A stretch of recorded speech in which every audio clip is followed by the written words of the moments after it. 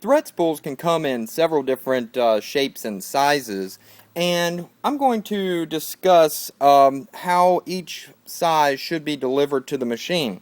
We have three of the most popular sizes here. I'll go ahead and talk about the number one most popular size spool. This is a pretty easy spool to use. It's the same size on both ends. Basically, you have your horizontal spool pin here. This thread is best delivered horizontally, and so you want to have it on its side. When dealing with spools, you always want to make sure to use a spool cap that is slightly larger than the end of the spool itself, like we see here. The reason for this is you don't want to use a spool cap that's smaller, because what will end up happening is when the thread is delivered off the end of the spool, it will catch on the edges of the spool, which a lot of times have rough edges, or it can fall behind, something like that, which will cause thread breakage, needle breakage, and much other undesired performance.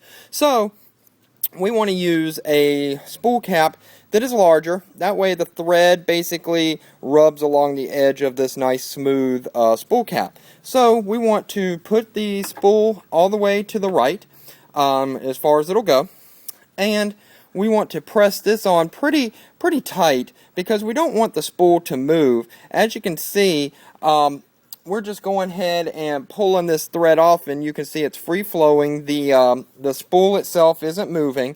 So that's the way you do thread delivery on this classic type of spool.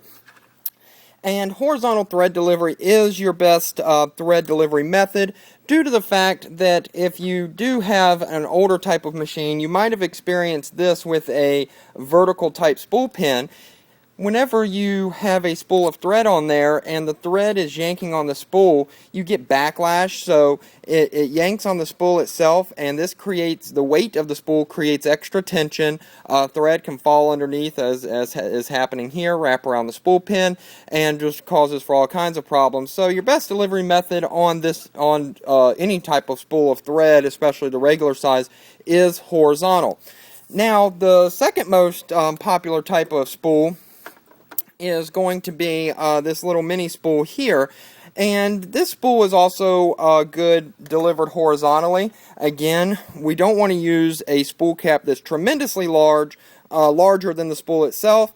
So here I've got this pushed all the way to the right, and I'm going to go ahead and put the largest spool cap on, which isn't right. And you'll see that whenever I pull the thread here, it's turning the spool itself, which we don't want, and that can cause undesired performance, extra tension. So we're going to use the small spool cap. Again, we want it just slightly larger than the spool itself. We want it pressed all the way up against there, so the spool's not moving, the thread can't get caught behind there, and as you can see, it just now free flows off and rubs up against the edge of the spool cap. Now, for another popular type, which is a little more difficult to work with but is totally doable, is the mini king spools. The mini king spools are difficult to work with because they're tapered and they have two different size spool ends. On a side note, there are several brands of embroidery and sewing thread we recommend you stay away from. We've just had a large number of customers that have had substantial issues with these particular brands of threads, and those particular brands are CTS, which stands for California Thread and Supply, Thread Art, and also Radiant Threads. Those three brands of threads, we've just never gotten successful results with. They are notorious for thread breakage. Also, they can wreak havoc on the embroidery machine or sewing machine itself.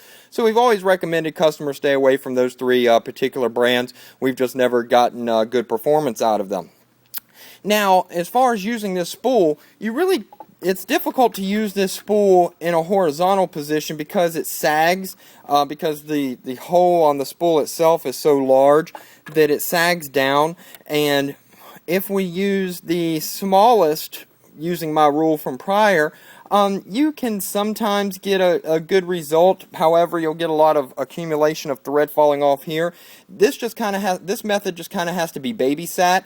I wouldn't suggest leaving the machine alone while it's using this this delivery method. But as you can see, it is free flowing, and you're not getting any resistance from the spool. And it seems to be working okay now, but this isn't consistent. And again, I recommend staying with the machine.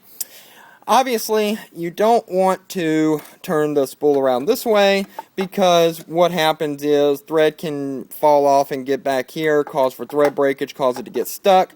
And our largest spool cap is not larger than the base of thread itself, causing the thread to catch on the edge of the spool. Also, this spool is so large, the base is, that every time it goes underneath the spool itself, it's catching, and that can cause needle breakage, thread breakage. This type of thread is best performing whenever you have it sitting vertically. But in saying that, you don't want to just feed it directly from the spool, because what will happen is you'll get, like I talked about before, you'll get that extra tension. You see the spool's moving, and this spool is got some weight to it, so it causes extra tension, will cause undesired performance. This spool is best delivered when the thread is above the spool. So what a lot of people will do is, if you have this machine up against a wall, if you put a thumbtack into the wall right about here, and then just run the thread over the thumbtack, you'll see that the thread just comes off the spool. The spool's not moving. Just as long as the thread's being delivered above the spool, you get that free flowing action, and that works best. What we found to work best is a thread stand like I have here. I have just a regular metal thread stand. It has a large antenna on top, and basically what we do here is we go ahead and we just place the spool on this thread stand. We sit it behind the machine, and then the antenna up top here will cause for the thread to be delivered over the top of the spool. Then we can just run it directly to our machine, and as you can see, that's not moving. We're getting free flowing, and that works best. We do sell these metal thread stands, which the weight of the thread stand itself is enough to hold the thread stand in place. It allows you to use these mini king spools with really good success. Also allows for use of serger type cones of thread. This is a bobbin thread cone, for example. You can just buy in bulk and save a little money there. But also regular type serger type of threads can be used, and it just keeps you makes it a little more economic when choosing threads. And that is just a brief overview of different thread styles and how they should be used and delivered to the machine.